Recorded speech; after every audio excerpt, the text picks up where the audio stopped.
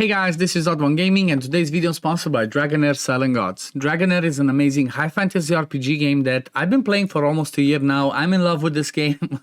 I really enjoy it. I played every single game and it's got some really cool graphics, as you can see right now from me traveling a little bit through the world. It has a ton of heroes in the game. It has some really amazing boss fights. It has lots of cool stuff. It's really free to play friendly, honestly, because you can beat most of the game with just rares and epics if you want to. So it's definitely a game you would want to try out. So if you want to start playing Dragonheir Silent Gods, or if you want to just to support me and support this channel, there's going to be a link in the description and in the pinned comment of this video that you can click and download the game today. It's available on Android devices, iOS devices, it's even on Mac, and it's obviously on PC. It's on the Epic Game Store, it's on Steam. It's basically everywhere. So what are you waiting for?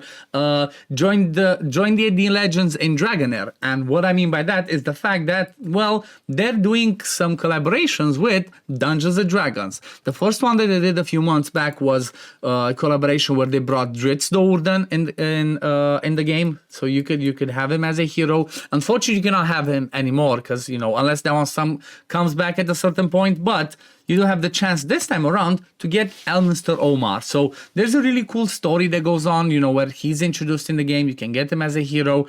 There's a storyline for him where he fights, he fights a boss at the end and whatnot. But I'm not going to spoil that for you. But as long as you start playing the game before the 10th of April, you're still going to be able to get the event to try and get Elminster and a really amazing artifact, which is going to go on for 14 days. So make sure you want to start playing the game as soon as possible if you don't want to miss out. So what I want to talk about today is, after going through the whole of season 2, I'm at the end, we've beaten the end game boss, everything's over. There's a few things that, I've basically from playing and seeing how it goes on and what you need and what you don't, I've made a list of what I believe to be the top 10 most important DPS epic heroes. Okay, so it's gonna be a little bit of versatility, but it's basically gonna be the 10 ones that you would 100% want to build for this season, even if it's from the beginning or from the end of point of view. So these ones are going to be basically useful all of the time for all of the season. So let's go through it. And obviously the way that I'm going through these ones is kind of like as if you don't have that many or any legendaries. Okay, there's obviously going to be legendaries that might be better than them, but we're assuming you don't have the legendaries and you just have epics or below, and that's how you're going to go through this list. So the first one that I want to talk about is going to be Gerthen. Okay, so she's a part of the new damage school that was added this season called Ice Blast, where it's all about their battle skill, doing damage a ton and just keep going and going and going. And the reason why I call Gerthen out is because she's the best DPS from epics or lower from the Ice Blast. Okay, there's what, 1, 2, 3. She's obviously it's only 4 plus 3 legendaries, but she does a ton of damage. Like the damage that I've been doing this season in Vortex with her, I've not done actual comparisons, but I think they actually does more than Tunnel. I think she actually does more than Tunnel as long as you have a good enabler to keep Ice Splats. It can be a bit tricky and whatnot, but Gerthen definitely amazing. She has a really strong hit on the ultimate. She has a ton of good hits on the battle skill that also give her increased crit rate as long as there's Ice Crystal. And on the passive, she gains increased crit damage. So she's just going to be awesome. Plus, look at this aura for dungeons. 30% in dungeons. So Gerthen, if you want to play around with, with the Frost and Radiance pairing this season, she's 100% you're going to be your go-to, especially for Vortex, but maybe even for other dungeons. Once I got a little bit further in the season, I just used her for all the dungeons. Honestly, she just smacked everything. Gerthen's really amazing. You definitely want to build a Gerthen. She's also going to be good for Chaos Shadow, so you would not regret building her. Now let's move over to another one of the new damage schools, and that's going to be Arach, which is part of the Burn damage school. And honestly, I didn't even book him this season. I didn't get the chance to play too much with him, but from what I play with him, and I've seen a ton of other people talk about him, he is a monster. As long as you've had some burns out there, which can be applied by a rare, there's a rare Bigs that can apply burns for him. As long as you have that, Arach can do some insane damage numbers with this ultimate. I mean, check this out. So he deals 475% attack in the range around him. it's like, what's that? That's not a lot. Wait, there's more. If the targets are under burn, dispels all burn from them. Every stack of burn dispelled deals additional 225 damage. So keep in mind that you can have up to 10 burns on the target, okay? So basically add a zero here. 2,200% attack as bonus damage. So he can put up some insane numbers. As long as you have some burns in there to enable, like, he can land some burns himself. But as long as you have those burns out there, he can just do some crazy numbers. And he also brings a crit damage aura in all battles. So Arach definitely want to keep an eye out on him, and you 100% want to build him. Okay, next one that I want to talk about that's really amazing. He was already amazing last season, but he's going to be really good, especially because he can be versatile this season. It's going to be Zaros, okay? Zaros is really amazing because of the fact that he brings an attack aura in all battles, okay? He brings an amazing damage, good area, and he brings a ton of damage on this one that also provides healing. And considering that fire and necrosis lack that many healers, which is the pairing this season, you're really short. You're really short on healers and shielders, especially considering when you get to the Chaos Shadows, you want to get to building 15 teams for Chaos Shadows. Well, if you want to build more teams for Fire Necrosis, you're gonna have a problem because you don't have that many healer shielders. So the fact that he can do a ton of damage but also provide some healing on the ultimate is amazing. He also brings healing on the passive, and he also brings recharge speed on the battle skill. So Zaros, 100%. If you have him, you're gonna build him season 2. At least that's what I recommend. He's definitely on the list. Now the next one that I'm gonna talk about is somebody that is still gonna be somebody that was really good. It was already on my list season before, but if you're gonna try to do some lightning, some dauntless damage this season, you definitely want Stelter. He's the best, epic or lower when it comes to dauntless, when it comes to dealing damage as dauntless. He's amazing, and it's all about his ultimate. He just applies this Blessing of Thunder for 50 seconds, and then you just bring with him people like Nimbus that does a ton of attacks. People like, I even had a rare. Where is he? Let me show you. That helped a ton. People like Yagnuts. Really low attack interval, really low recharge interval on the ultimate. Even on this one, he does lots of hits. So bring people that enable him, they just have to do random hits, a ton of hits fast, and Stelter's just he's gonna do some crazy numbers. You're gonna be surprised. Maybe Vortex, maybe the Chaos Shadows, even maybe, I have not tried him, but he might even be interesting for the Mechatork boss. Just depends who your other DPS are. But definitely Stelter is still really amazing to build this season as one of the best DPS. So if you have him, keep an eye out for him and make sure to build him. You're gonna need him. Okay, next one. This is somebody I have not played with that much, and maybe actually I have not played with at all in season 1. But this season, he's definitely amazing, especially if you have the right pairing. But even if you don't have the right pairing, he's just gonna be awesome for you in the especially in the end game, the Mechatork boss, and that's gonna be Zaros. Okay.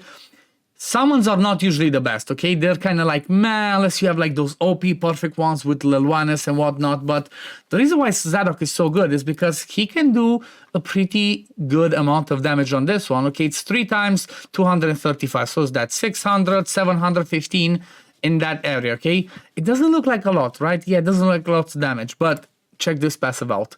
When an ally summoned unit dies, recharges ultimate energy by 5%. So pair him with somebody that brings some more summons, and he's gonna come back to it faster. But he also gains extra 4% attack. The extra attack stacks up to 30 times. Extra 4% attack times 30, 120% more attack.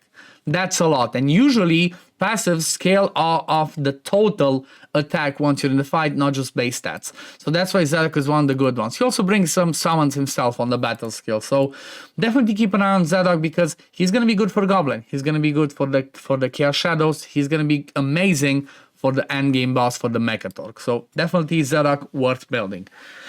Now the next one that I want to mention, that's a little bit of a different one, but again, Foley makes the list because of the reason that I said previously, the versatility over the whole of this season. And I kind of want to try and talk a little bit about most of the damage schools. I left out Thunderbolt because from my point of view, Thunderbolt sucks if you don't have Perkunte. That's just me. Like, if you don't have the exclusive legendary for Thunderbolt, they're not worth building. I'd rather just go with Shelter. But that's just me from what I played and what I've seen. So Foley, the reason why she's so good is, especially she's really good for Vortex, you know, if you don't have a tunnel on, or even if you have a tunnel on, she's really good and she will make the team alongside Arach this season because of the fact that the Chaos Shadow boss that takes extra damage from fire is Irzilas, and he just eats melee units for breakfast. Like, if you have Tunnel on in there, even though I had Dolphus with his soul alongside him,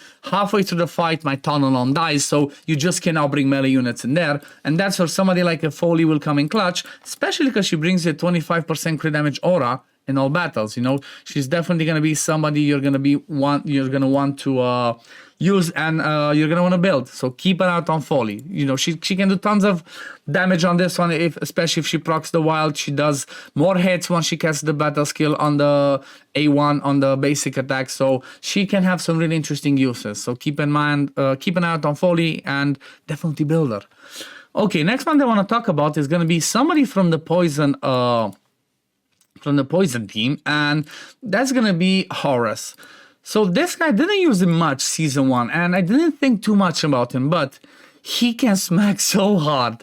Horus hits really hard, and it's definitely not somebody you want to sleep on. If you're going to be building a team with poison and lightning this season, and you don't have that many options, and you're going to want to try and have some fun with poisons, or even if you do not have poisons applied, he can still hit pretty hard. So reason why he's so good, he brings enlightenment in all battles, really good aura of 48.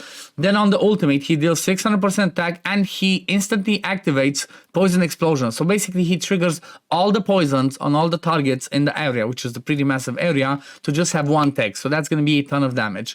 On the battle skill, again, pretty massive range, you know, for a battle skill. Again, AoE hit, he can apply some poisons himself, but then he also has a passive that when he deals damage to an enemy under poison, every stack of poison increases his crit rate, okay? So that means you can build him with lower crit rate and not worry that much. As long as you have some poisons out there, he's gonna be getting to 100%, what's it called, crit rate.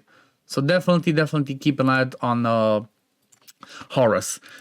Now, let's see, what is the next one? So the next one that I have here on the list is going to be somebody that, even though I'm not a big fan of this gun, okay? I'm just going to call it out. I'm not a big fan of this person, but he's really good this season, okay? He's really good this season. You're going to see I don't have him even built. And the person that I'm talking about is going to be Denne, okay? The reason why Denne is so good is not because of his aura, because this one's only in City of Trials, is because of what he brings on his kit overall, okay? So first of all, let's start with his passive. When the hero deals damage to enemies with less than 50% HP by skills, which means battle skill or ultimate, recharges ultimate energy by 15%. This can trigger once every 5 seconds. So if you think about Goblin, 15%, he can just keep coming back to his ultimate pretty fast. Then on the ultimate, pretty wide area of doing damage, and once he's scrolled, 100% chance of removing 2 buffs. So if we're talking about the Grave of Curse, if we're talking about the Ancient Battlefield, he can be your buff remover. He even brings attack penalty. It is a small version, but that's still helpful, okay? Small version attack penalty can still help. Actually, the fun thing about this one is that when it comes to the end game, the last boss of Season 2, the Mechatork, the more unique debuffs you have, the better. So the fact that he brings a small version of attack penalty, if you have somebody else that brings a big version of attack penalty, they count as 2 unique different debuffs, and that means that the boss is going to take more damage. The more unique debuffs you bring there, the more damage he does. But not only that, he has on the battle skill a hit that also brings a chance to land Healing Prohibition and Fear. If you land Fear, what happens is that basically the boss is going to do less damage. So Denne is definitely built this season to fight, especially because he has the AoEs on those ones. He's definitely built to fight the Mechatork, but he's going to help you throughout throughout the whole season. If you need somebody that, removes debuffs, removes buffs, applies debuffs. So Denne made the list. He actually made the list. Okay, next one that I want to talk about, like I said, I'm trying to mention a little bit of one from like each classes. So Dorkuraz is definitely one of the good ones, but I feel like Rowena's better. So Rowena as a Frost DPS, because the reason why I like her a bit more, even though we have Usha, okay, but she's melee and she can be a bit tricky when it comes to different ranges, as she only hits in front of her. So if you have to hit a little bit backwards at a bigger range, Rena comes in better because of that range. And she also can do a ton of damage. So straight up, if you have somebody that applies frost, she's just gonna come in there, she's just gonna apply that frost and apply the frost. She's just gonna do a ton of damage if the frost is applied. Also, this is the cool part about the kit. Ignores the target's defense by 20% when attacking an enemy inflicted with frost. Okay, so pair that with a battle skill that, you know, can do some pretty good damage. And when we're talking about single target, she can apply the frost herself. Rena can be a really amazing DPS for frost this season if you don't have dress. If you have dress, then you might not need that, or if you have some legendaries. But if you don't, definitely keep an eye out on Rena, especially because this season AoE is really important. It kind of seemed like from the beginning when we saw the Grave of Venom with the four orbs that the boss has, it kind of like maybe that's when it should have clicked for us that AoE is really important. Now, I think the last one, unless I missed somebody by mistake, the last one that I want to talk about is going to be, again, the last, I think that this is the last class that I missed, unless it's Thunderbolt, which I said I don't really like.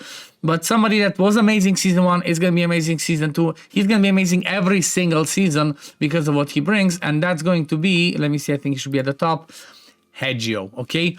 The reason why Hedo is so amazing is the fact that, number one, he can do a ton of damage, even though, you know, you see 550%, what are you talking? That's not a ton of damage. Even with a 50% increase, it's not that crazy.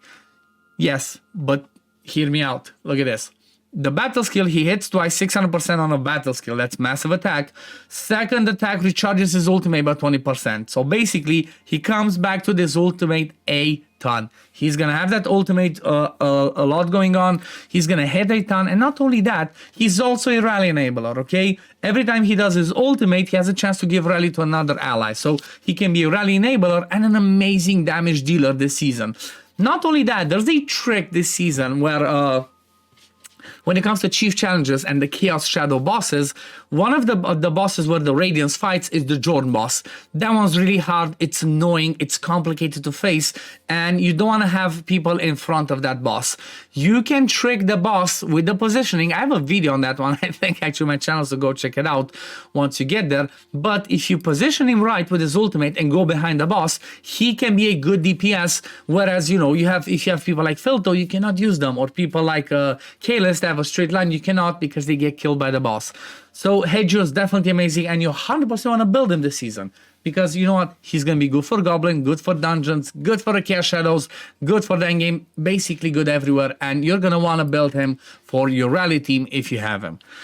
Yeah, I think that's gonna be the list of the top 10 DPS that I believe you should, or everybody should, build this season for the season 2, as they're gonna be needed for most of the season, and especially for the endgame part once we get to Otherworld Exploration and the endgame, the Mechatork. But yeah, anyway, this is gonna be it for today, guys. Thank you all for watching this video. Thank you, Dragonheir Selling Out, for sponsoring today's video. And for you guys that have been watching, if you do enjoy this this game, there's gonna be a link in the description and in the pinned comment.